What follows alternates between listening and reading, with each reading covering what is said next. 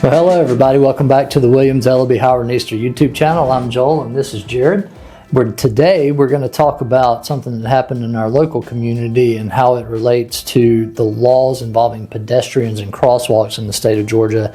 But unfortunately, just this past week, a older man was running along George Busby Parkway and Barrett Parkway in Kennesaw, Georgia, and was hit and killed by another vehicle as he was crossing the road. It's a little unclear at this point whether he was actually in the crosswalk and then fell out of the crosswalk or whether he was outside of the crosswalk.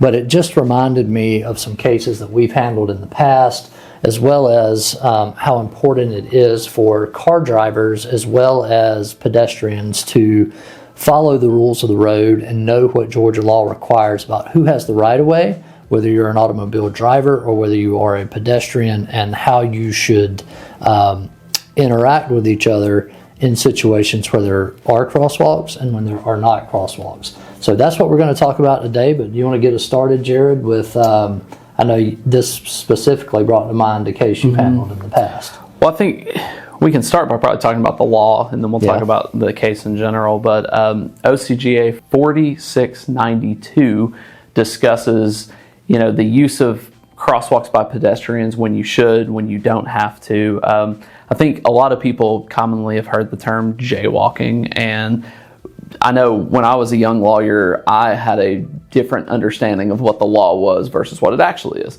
So Georgia law makes a differentiation between when you do and don't have to use a crosswalk in crossing the road.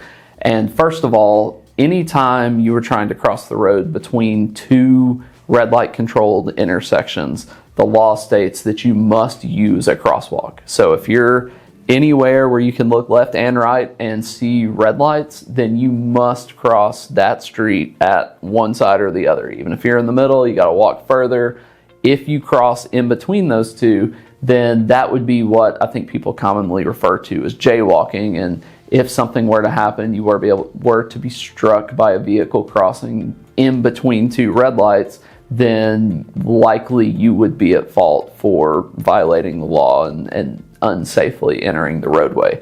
However, I've actually had that case when I was working for somebody else, and when you're working for somebody else, you work for cases that make you work. I know how that goes. But in the 19 years I've been practicing, that was one of two cases I lost, and the reason I lost it is because the lady was crossing in between two crosswalks.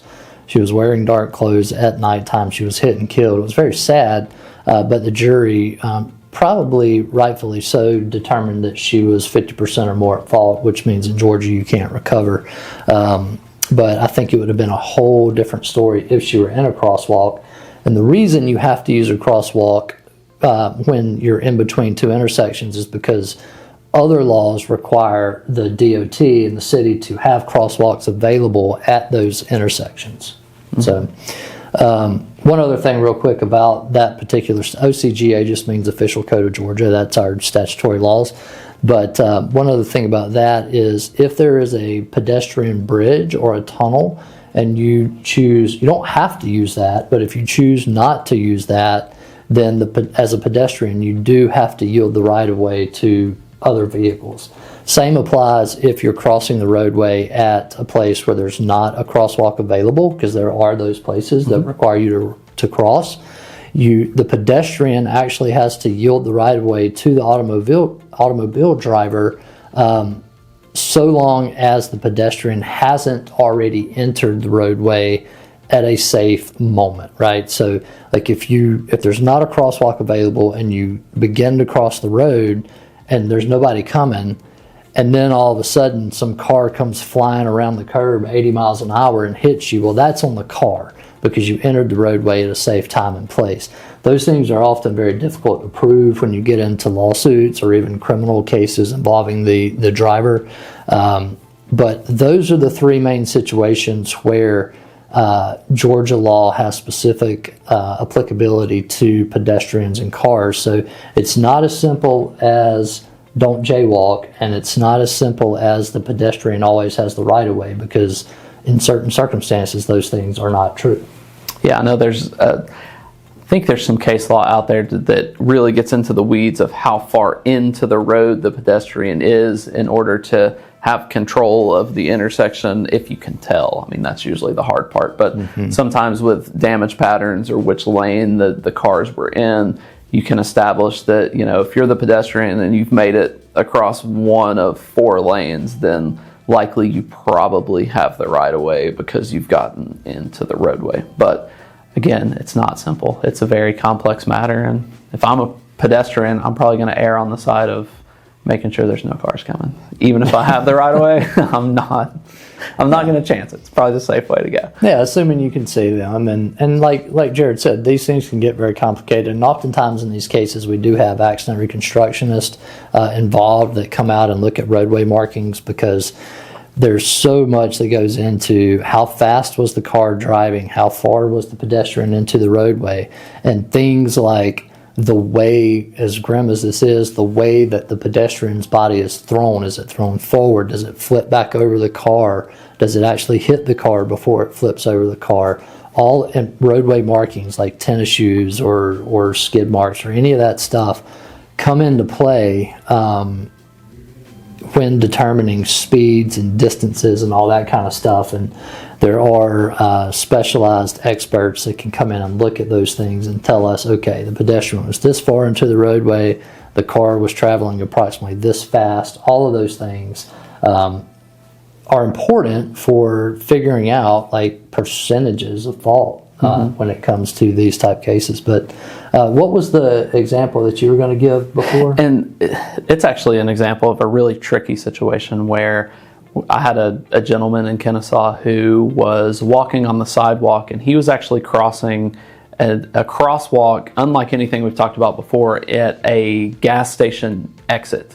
So there was a painted crosswalk that required him to continue on the sidewalk across the exit of the gas station, and it was an exit where you could only go right as the car. So he and the driver basically met at this intersection at the same time, and they had the awkward situation where one motioned for the other to go and the other motioned for them to go, and they sat there for a minute and went back and forth. Well, the car didn't move, and he perceived it as the car was telling him he could go. So he started to walk across, and it turns out, unfortunately, that the driver was actually looking to her left to make sure traffic wasn't coming and not ever looking at him. So he thought she was letting him go. He started walking from the right, traffic cleared, and she pulled out and struck him leaving the gas station. So that always comes to mind with me in pedestrian cases, because there's so much going on. It's not a cut and dry, you crossed or you were in a crosswalk. You know, it's a delicate situation as to who's at fault, and really you need someone to analyze all the facts and try to figure out, you know, who was in the right, who was in the wrong, maybe get a reconstructionist involved to try to figure out, you know, what was the main cause of the crash. Yep. And when it comes to pedestrian versus car crashes, a lot of people wonder, well, you know, who pays for this? You know, if somebody's hurt, who pays for the damages? Since it's not automobile on automobile. But the same thing applies as in a car-on-car crash. The automobile insurance is going to be the primary responsible party to pay for any damages. It would be, if the driver's at fault, it would be their insurance company that would pay first.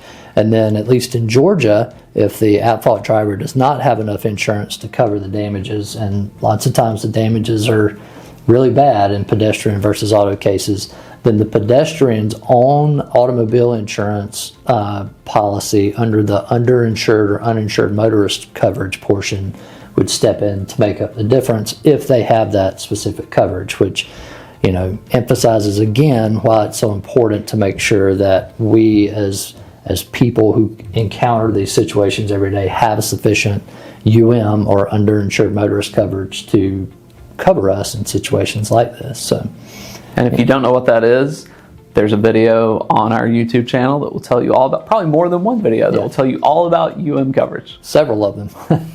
But all right, you got anything else on pedestrian versus automobile cases? No, I think that covers it. All right, cool. Well, thanks for spending time with us today. We hope this video has been helpful to you. If so, give us a thumbs up, hit that subscribe button. Otherwise, we will see you next week. As personal injury lawyers, we love what we do, and we're happy to share the experience we've gained in personal injury law. To help our family, friends, and YouTube subscribers, we've shared over 300 personal injury videos covering various injury topics. So if you'd like to gain more knowledge that may help protect yourself or a loved one when you're on the roads or out in public, check out our channel or view our playlist of shorts for quick personal injury tips.